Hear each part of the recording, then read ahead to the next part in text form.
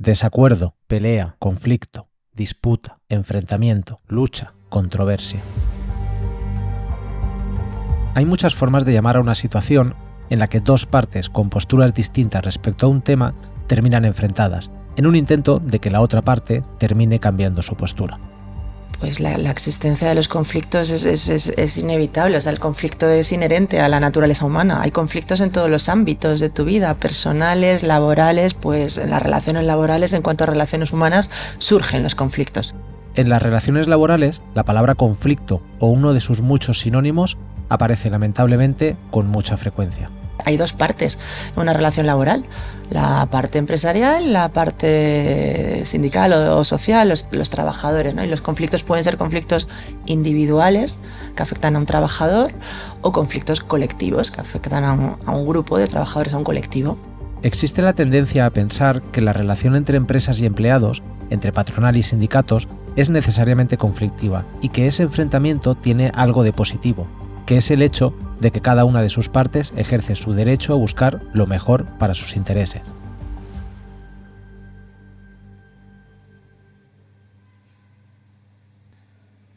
Pero hay veces que la tensión sube demasiado y las consecuencias son demasiado negativas para alguna de las partes o para las dos.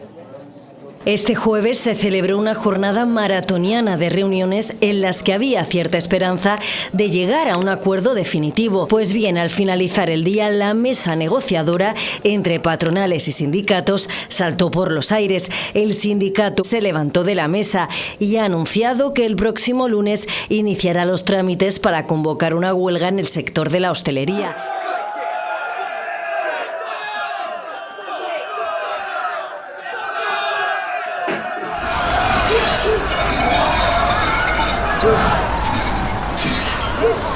Determinados sectores que son conflictivos en sí mismos por la negociación de los convenios colectivos, ¿no? O sea, hay convenios que para cerrar un acuerdo necesitan llegar a la huelga, ¿no? Entonces el convenio se cierra después de una huelga.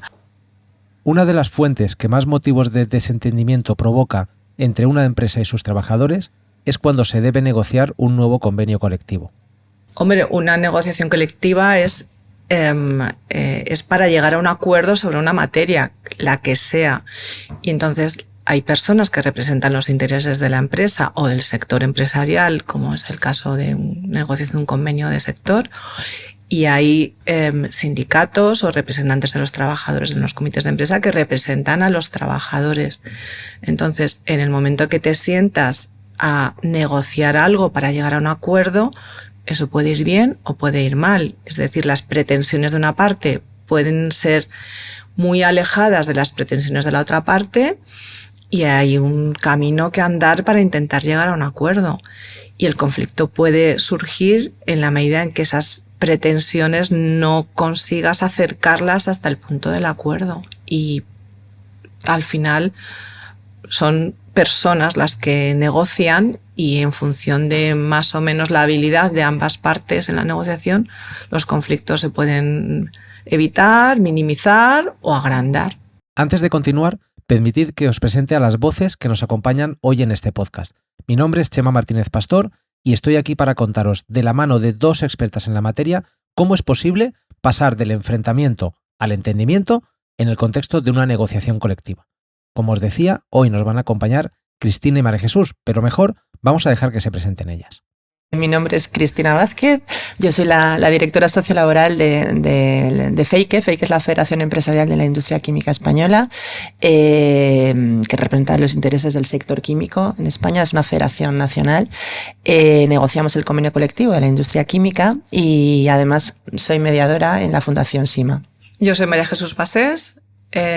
Actualmente soy responsable de relaciones laborales en BASF. BASF es una empresa química y también soy mediadora en la Fundación SIMA. María Jesús y Cristina son, como ellas mismas nos cuentan, mediadoras en SIMA, una entidad de mediación con sede en Madrid que en 2024, según sus memorias, intervino en 511 casos de falta de entendimiento entre empresas y empleados.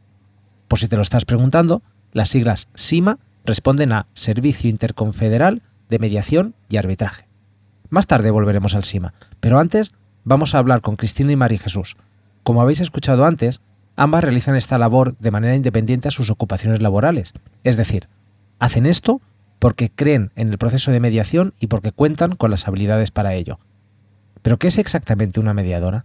Ellas mismas nos lo cuentan. El día a día de un mediador en el ejercicio de su labor de mediadora, porque los mediadores no son profesionales de la mediación, no se dedican en exclusiva a la mediación, son profesionales en el ámbito de las relaciones laborales, la mayoría, porque existe algún perfil que no es licenciado en Derecho, se dedica al mundo de las relaciones laborales, pero es gente que tiene una serie de habilidades sociales y puede cumplir perfectamente ese papel de mediador, porque un mediador, el papel del mediador es dirigir un proceso. Una mediación consiste en un procedimiento en el cual se intenta que dos partes que están enfrentadas lleguen a un acuerdo por sí mismas. Entonces el mediador lo que tiene que hacer es tratar que las partes lleguen a un acuerdo. Su papel no es protagonista, aquí los protagonistas son las partes, y él lo que tiene que hacer es intentar, a través de sus habilidades, que estas partes se entiendan, que facilite el acercamiento, la comprensión y que facilite un acuerdo. En los procesos de negociación colectiva,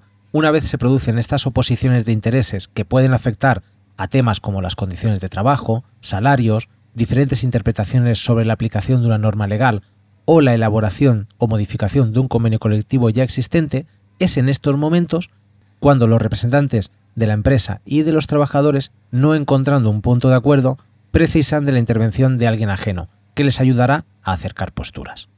Cuando estás en el mundo laboral te das cuenta que hay empresas, hay sectores donde la cultura del acuerdo es más madura y en cambio en otras empresas o sectores la cultura del conflicto es más frecuente. Entonces, en función de sectores, empresas, esa cultura de conflicto de acuerdo es más o menos madura y es lo que te lleva a que esos acuerdos salgan o no salgan. Motivos políticos en ambas partes, es decir, hay muchas veces que la parte empresarial tiene unos determinados condicionantes que son inmanejables y la parte social también tiene otros condicionantes que también son inmanejables. Siempre es mejor llevarse bien y esto fortalece a las partes y el futuro va a ser mucho más sencillo, más fácil porque nos vamos a ver al día siguiente en la empresa, claro que sí. Entonces, sí, el acuerdo fortalece a las partes y el conflicto las debilita. Entonces, un conflicto no beneficia a ninguna de las partes, a ninguna, pero bueno, entender esto a veces cuesta. Si entra una negociación colectiva, pues es complicado porque no son dos partes, es un colectivo y cada colectivo tiene sus propios intereses. Internamente cada una de las partes tiene que hacer esa labor de llegar a un acuerdo interno, que a veces ni nos ponemos de acuerdo nosotros. Entonces cuando lo trasladamos a la mesa de negociación es difícil. Aquí es cuando entra en juego la labor de mediadoras como María Jesús y Cristina, que forman parte de entidades como el SIMA. Los mediadores son llamados por la Fundación SIMA para acudir a una mediación, a una citación donde tienes que acudir y te encuentras con las dos partes que han puesto delante del SIMA un conflicto y han expuesto cuáles son sus pretensiones. Y es que ellas son ese alguien ajeno que puede ayudar a que el conflicto no alcance cotas mayores. Es importante que sea eso, ajeno al conflicto, y que esté exenta de los intereses de cada una de las partes por razones obvias. Pero algo que también es importante es que ese intento de acuerdo se alcance en un territorio neutral. Con relación al proceso de mediación, que es importante que se celebra, la mediación se celebra siempre en un lugar ajeno a la empresa, al conflicto, que esto es uno de los principios fundamentales, que las partes salgan del lugar donde se ha originado el conflicto y con eso ya se facilita, se ayuda a crear un clima más cercano. Entonces se celebra en concreto en el SIMA, pues en las instalaciones del SIMA, que son unas instalaciones preciosas en la calle San Bernardo, en Madrid. Y bueno, pues una sala que está todo estudiado ahí, el color de la sala, de los muebles, todo facilita pues un clima de paz, de confianza, que de eso se trata, generarte la confianza de las partes. Entonces es importante el lugar donde se celebra la mediación. Y bueno, pues si las partes llegan allí, el procedimiento es totalmente flexible, no es un procedimiento judicial, no están ante el juez. Eso hay que decírselo siempre porque muchos vienen asustados, ¿no? Y no es eso. Ayer la directora del SIMA nos decía precisamente que dentro de la evaluación que les hacen a los organismos de mediación, dentro de la OIT, pasaron un procedimiento de certificación que evaluaban desde quién te recibía en la entrada en ese organismo, la persona que te abría la puerta, era importante. Ya desde el momento en que las partes entraban tenían que estar cómodas y desde la persona que te abría la puerta, pues eso ya puntuaba, ¿no? Para tener la certificación de la Organización Internacional del Trabajo de que es un organismo de mediación cumpliendo los requisitos y las normas establecidas por la OIT. De hecho, cuando te nombran mediador o mediadora, tienes que firmar que no tienes ningún interés por ninguna de las partes y que tu labor va a ser absolutamente neutra e imparcial. El proceso de mediación supone que ambas partes se encuentran en ese terreno neutral y allí cuentan con la participación y el consejo de mediadoras y mediadores que intentan conocer, lo primero de todo, las causas del enfrentamiento. Cuando tú llegas allí, lo que haces es, previamente has leído cuál es el objeto de la disputa o del no entendimiento, y lo que haces, lo primero es entender quiénes son las partes que están ahí sentadas, porque tú te haces idea qué capacidad tienen de actuación en una parte y en otra, explicarles brevemente en qué consiste ese procedimiento, porque hay veces que las partes que están sentadas ahí, unas veces tienen experiencia en este tipo de mediaciones y otras veces no, entonces es un poco labor didáctica de cuál es el procedimiento que se va a seguir, quién eres tú y cómo vas a actuar, que es dirigir, intentar que ellas se entiendan. Tú no eres la protagonista del conflicto ni del procedimiento, sino que les vas a ayudar a salir de las posiciones en las que están enrocadas y llevar a averiguar cuáles son los intereses que tienen para que les puedan estar abiertos a un acuerdo. Entonces, es sentar, ver, no solo escuchar, sino ver también muchas veces cómo actúan y cómo se desenvuelven, entender a las dos partes, entender cuáles son las dificultades y los problemas que pueden tener para que ese acuerdo no se alcance, y a partir de ahí, pues con toda la libertad del mundo, interactuar con las partes, o bien con las dos a la vez, o bien por separado, si tú ves que eso puede ayudar a buscar el entendimiento. Uno de los puntos que se intentan con la mediación es que el conflicto no acabe resolviéndose en los tribunales, evitando así gastos tanto económicos como temporales e incluso emocionales en las partes. Un acuerdo que se sella por la intervención de un juez siempre tendrá menos calado que el que las partes han tomado por sí mismas. Esa es la habilidad del mediador, porque está demostrado que cuando las partes acuerdan por sí solas, esto se cumple, tiene una garantía de cumplimiento, porque está reforzado, porque ha salido de ti, no te lo ha ofrecido un señor que está ahí diciendo, ¿por qué no solucionáis esto de esta manera? No, la solución te la has currado, la has propuesto tú. Puede pasar de todo, puede pasar que un conflicto que de entrada ves que es irreconciliable y que no tiene posibilidades, sorprendentemente delante de tus ojos, las partes se acercan y llegan a un conflicto, llegan a un acuerdo.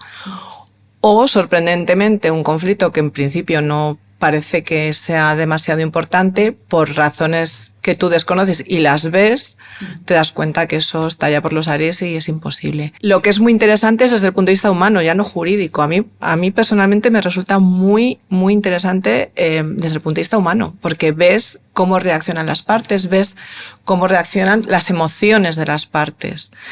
Y las emociones muchas veces son las que impiden o las que facilitan el acuerdo. Al contar el proceso de mediación, es imposible evitar comparaciones con otros procedimientos en los que una parte neutral intenta tender puentes y lograr puntos de entendimiento donde antes no los había. Por ejemplo, esto pasa en una terapia de pareja. Hay situaciones que requieren un periodo de maduración, ¿no? Entonces, en ese procedimiento de mediación tú pones simplemente la semilla, facilitas que las partes se entiendan y luego se van a su casa mejor de lo que han llegado, y aquello crece, florece, y sorprendentemente pues llegan al acuerdo que no ha sido posible ese día, el día de la mediación, pero 2 semanas más tarde en la empresa consiguen llegar a ese acuerdo antes de celebrarse el juicio o la entrada de las puertas de la audiencia. Sí, en muchas ocasiones te encuentras cuando llegas a una mediación, tú te has leído lo que te envían, que básicamente es la solicitud de mediación de la parte que interpone este conflicto, porque tiene un problema, y la parte lo cuenta como quiere. Tú te lo lees y dices, ¡buah! Aquí esto es imposible, o sea, que esto es imposible. Pero luego llegas a la mediación, escuchas a las partes y ves que el problema no es el que te habían puesto en el papel. Y como también sucede en las relaciones de pareja, muchas veces el motivo por el cual salta la chispa, esa gota que colma el vaso, no es realmente la verdadera explicación del conflicto. El problema no es lo que está escrito, el problema son pues que se llevan mal porque han tenido problemas por otros asuntos, y eso es lo que tienes que tratar de averiguar y que salga a la luz, porque si solucionas lo que está detrás, pues ya está todo arreglado. Eso es lo del tema de los intereses y las posiciones, ¿no? La posición de la parte es esta, pero ¿cuál es el interés real? Lo que le lleva a esa situación. De ahí que la labor en la sala de mediación sea tan importante. Cristina y María Jesús son profesionales formadas y con amplia experiencia en la mediación de conflictos. Por eso, saben cómo actuar en estos casos, y su aparición puede salvar a las partes de que la negociación se enquiste y empeore aún más la relación entre las partes. Las partes se han visto, se han hablado, se han encontrado físicamente, han bromeado sobre el partido de fútbol del domingo, o sobre dónde van de vacaciones, o de si van en Navidad a su pueblo.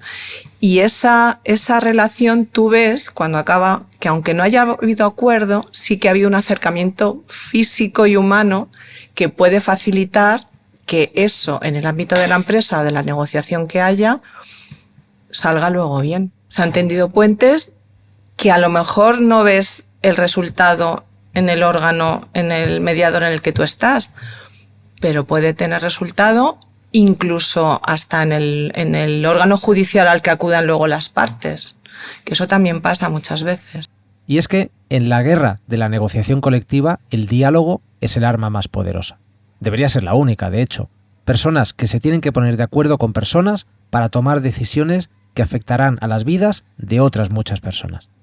Y todo comienza con una negociación, que no deja de ser un tipo de diálogo. Sí, normalmente los fracasos de la negociación colectiva, el diálogo social en la empresa, pues está todo muy relacionado. Cuando en una empresa las relaciones son fluidas y existe diálogo, pues suelen ocurrir menos conflictos y solemos ver menos situaciones. De hecho, hay determinadas empresas o determinados sectores que están todo el día en el SIMA, porque ya tienen una situación de conflictividad que ya es que ni se escuchan. Entonces, en recomponer esas situaciones a veces son más complicadas. Pero bueno, cuando una empresa acude por primera vez, descubre que facilita y va abierta a lo que va a ocurrir, los resultados suelen ser buenos. Pero hay veces que vienen con sus prejuicios y sus problemas y es imposible hacer nada en la mediación.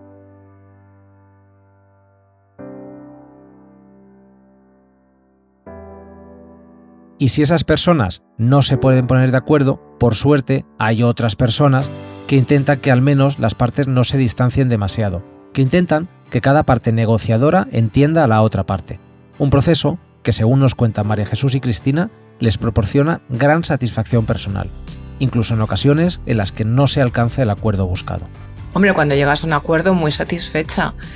Y cuando no llegas al acuerdo, si has visto que por lo menos las partes se han acercado o que has abierto una vía de diálogo que no será no será en el organismo mediador, sino que será en su casa, pues también.